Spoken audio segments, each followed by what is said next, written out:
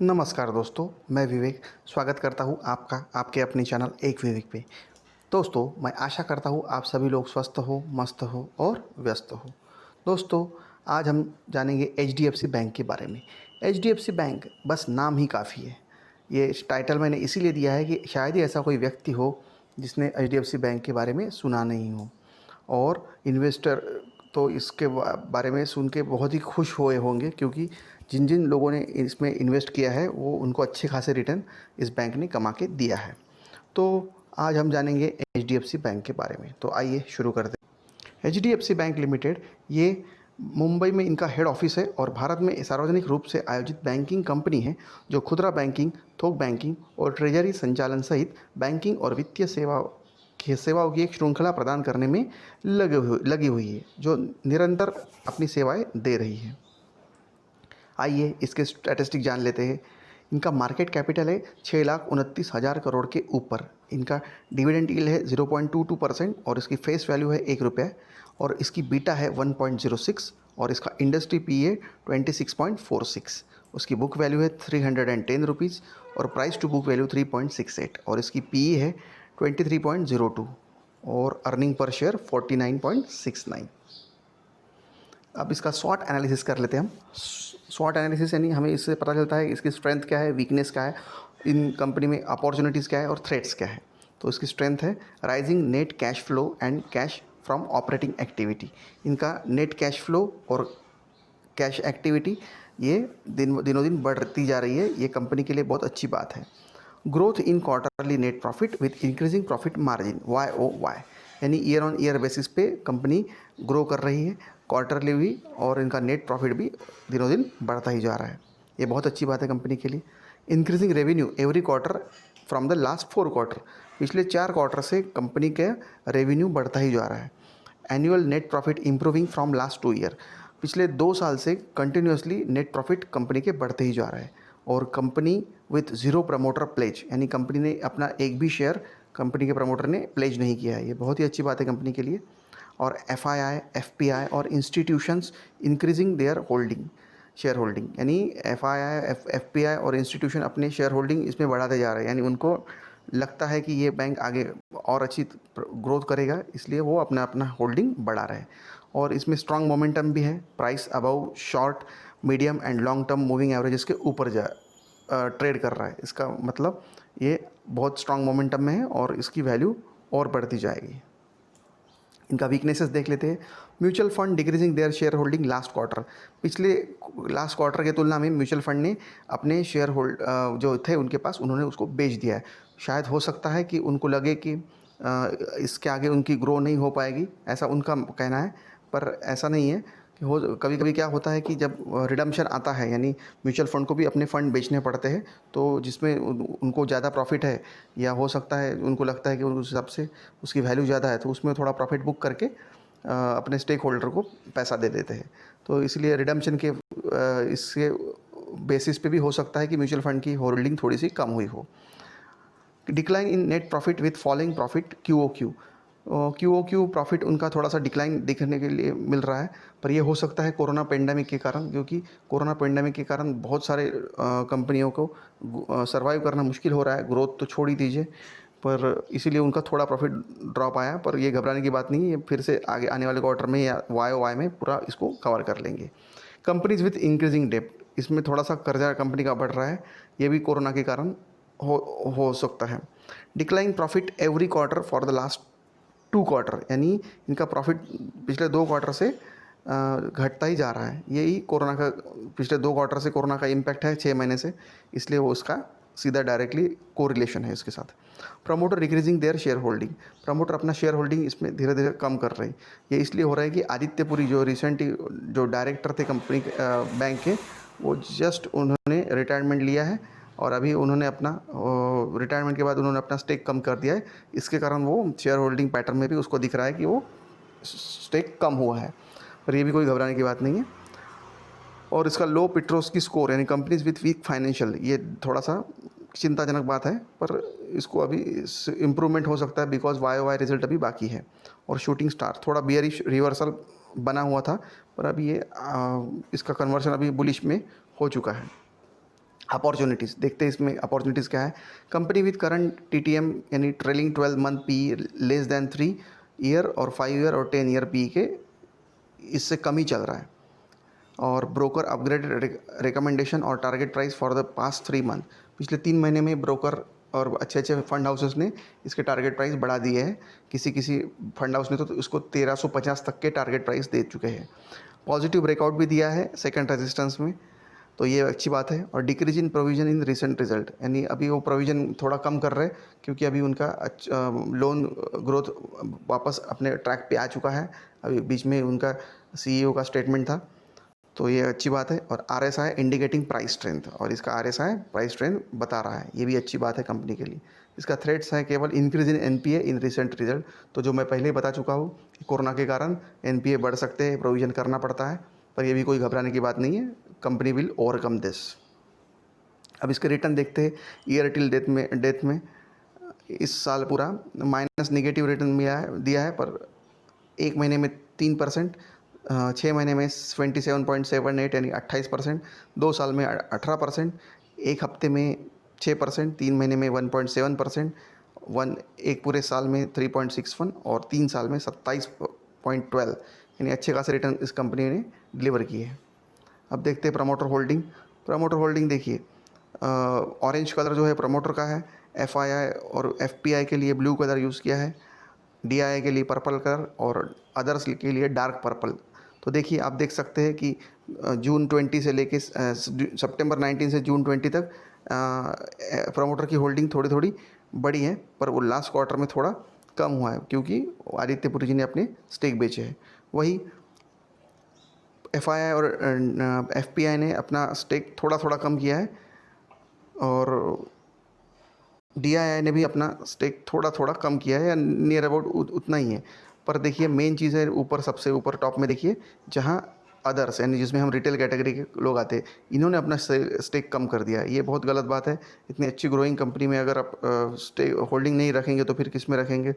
तो ये रिटेलर यहाँ गलती करता है और इसके कारण उनके पोर्टफोलियो ग्रो नहीं हो पाता। अब इनका इनकम स्टेटमेंट देख लेते हैं।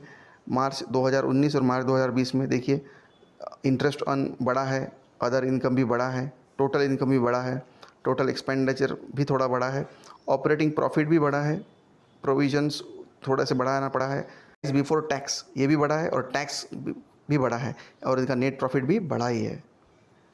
अब इनका एनपीए देख लेते हैं।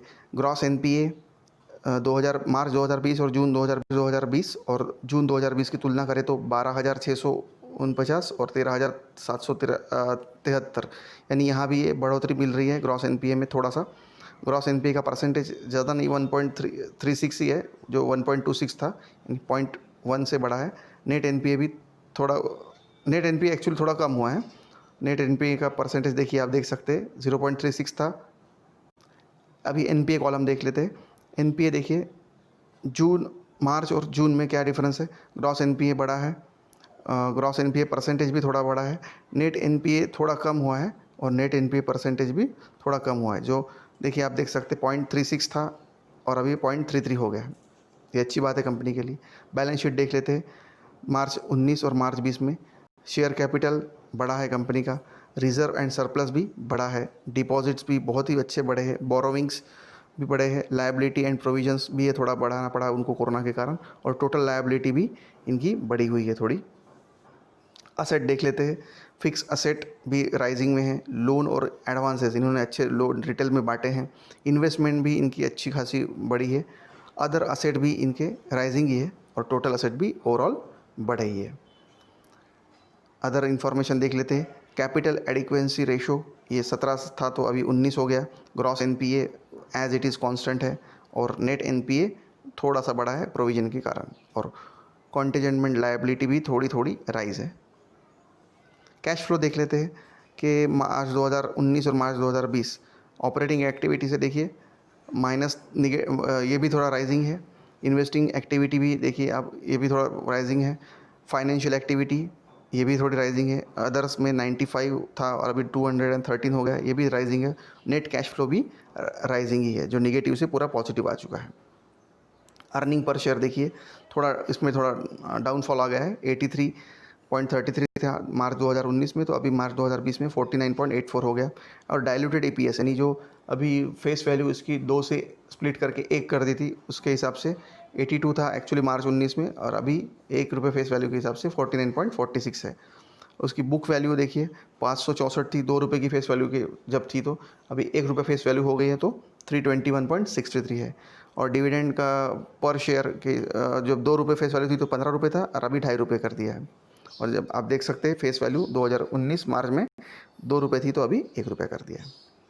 मार्जिन रेशो देखते हैं कि मार्च 2019 में नेट इंटरेस्ट मार्जिन 3.97 था, तो जब अभी 3.79 यानी थोड़ा घटा है। ऑपरेटिंग प्रॉफिट डिक्लाइन है, और नेट प्रॉफिट मार्जिन भी थोड़ा बड़ा है। तो ये थोड़ी ओवरऑल मिक्स रिएक्शन है इसकी, तो ये ओवरऑल अच्छा ही लग रहा है। रिटर्न रेशो देखते हैं। रिटर्न ऑन इक्विटी 2019 में 14.53 था, तो अभी 15.45 है। ROCE नियर अबाउट सेम ही है, और रिटर्न ऑन असेट भी नियर अबाउट सेम ही है, एग्जैक्ट वही है। और इनकी वैल्यूएशन देख लेते हैं कि प्राइस टू अर्निंग रेशो मार्च में 3.85 था, तो अभी फ़िलहाल कुछ भी नहीं दिखा रहा है।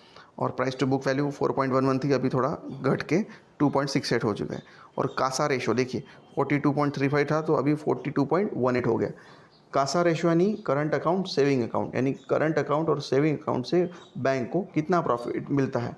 कासा रेशो यानी करंट अकाउंट सेविंग अकाउंट से, देखिए अगर आपका करंट अकाउंट या सेविंग अकाउंट होगा तो आपको बहुत ही कम ब्याज देना पड़ता है कस्टमर को, और उसके तुलना में आपके कस्टमर के पूरे पैसे आप इजीली अपने बैंक को ग्रो करने में लगा सकते हैं। करंट अकाउंट में तो ₹1 भी उनको देना नहीं पड़ता है, तो ये बहुत अच्छी बात है। और जो कासा रेशो इनका सबसे अच्छा है, 40 के ऊपर कासा रेशो बहुत अच्छा माना जाता है। और कैपिटल एडिक्वेंसी रेशो भी देखिए इनका 17 से 19 हो चुका है। तो ये ओवरऑल आपका मैंने आपको आपके सामने स्टैटिस्टिक रखा है। अब आप देख सकते हैं कि मार्केट कैपिटलाइजेशन वाइज कंपनी या बैंक को हमने डिसेंडिंग ऑर्डर में लगाया है। तो देखिए सबसे पहले ऊपर है मार्केट कैप, सबसे ज़्यादा मार्केट कैप के साथ HDFC बैंक है, फिर कोटक महिंद्रा बैंक, फिर ICICI बैंक, फिर एक्सिस बैंक, फिर बंधन बैंक, और फिर उसके बाद इंडसइंड बैंक। और देखिए इसका लॉन्ग टर्म चार्ट यानी 3 जनवरी 2000 अगर वहाँ से लेके देखा जाए तो देखिए इसको डायगोनली ये शेयर बढ़ता ही गया है, और इस प्रकार के शेयर आपको हमेशा हायर हाई बनाते जाते हैं, और ये आपको अच्छे खासे रिटर्न देते जाते हैं। इस प्रकार का अगर आपको कहीं किसी भी शेयर में ट्रेंड मिलता है तो आप ज़रूर इसमें इन्वेस्ट कीजिएगा, आपको अच्छा खासा रिटर्न इसमें मिल सकता है। तो अगर अपने ₹10,000 अप्लाई किए होते IPO में HDFC बैंक के, या किसी ने भी किए होते 1995 में जब इनका IPO आया था, तो इसकी वैल्यू आज हो गई होती 1,30,00,000, और उसकी CAGR 33% थी। यानी आपके मनी 1305 टाइम्स मल्टीप्लाई हो चुका होता। और इसमें डिविडेंड मैंने इंक्लूड नहीं किया है। डिविडेंड की अगर पकड़ ली जाए वैल्यू तो हो सकता है नियर अबाउट 2 करोड़ के पास हो जाए। यानी 10,000 की वैल्यू 1995 में जब अप्लाई किया होता तो 2 करोड़ हो चुकी होती। यानी देखिए कितना बढ़िया मल्टी बैगर है ये शेयर। अगर मेरा ओपिनियन आपको जानना है HDFC बैंक के बारे में, तो everybody must include this in his और हर पोर्टफोलियो, यानी आपके ये पोर्टफोलियो में स्टॉक होना ही चाहिए। We can trust the management role in HDFC bank growth story. आपको पता है कि मैनेजमेंट में कितना अच्छे डिसीजन लिए तब जाके इतना अच्छा उसका रिटर्न मिल पाया है। तो ये इसकी स्टोरी आपके सबके सामने ही है। और next HDFC bank will be HDFC bank only, यानी HDFC बैंक के जैसा दूसरा कोई नहीं। ये बैंक यानी इसकी आगे वाली बैंक यही बनेगी, दूसरा और कोई उसकी जगह लेना कठिन काम है। I think this bank will not only India's best, but in future it will become Asia and world best bank in upcoming year. यानी मेरा ऐसा कहना है कि ये आने वाले समय में भारत की ही नहीं, एशिया की ही नहीं, पूरे वर्ल्ड की बेस्ट बैंक बनने की और अग्रसर हैं। और डिस्क्लेमर दे दूं कि मैं खुद इस स्टॉक को होल्ड करता हूं, और मेरा सबसे पसंदीदा स्टॉक में से एक स्टॉक ये HDFC बैंक है। अगर आपको ये वीडियो और HDFC बैंक का एनालिसिस पसंद आया हो तो इसी प्रकार के वीडियो के एनालिसिस देखने के लिए हमारे चैनल को लाइक कीजिए, शेयर कीजिए, और सब्सक्राइब करना मत भूलिए, और बेल आइकॉन दबाना मत भूलिए, क्योंकि हमारे लेटेस्ट वीडियो के नोटिफिकेशन आपको मिलते रहे। धन्यवाद।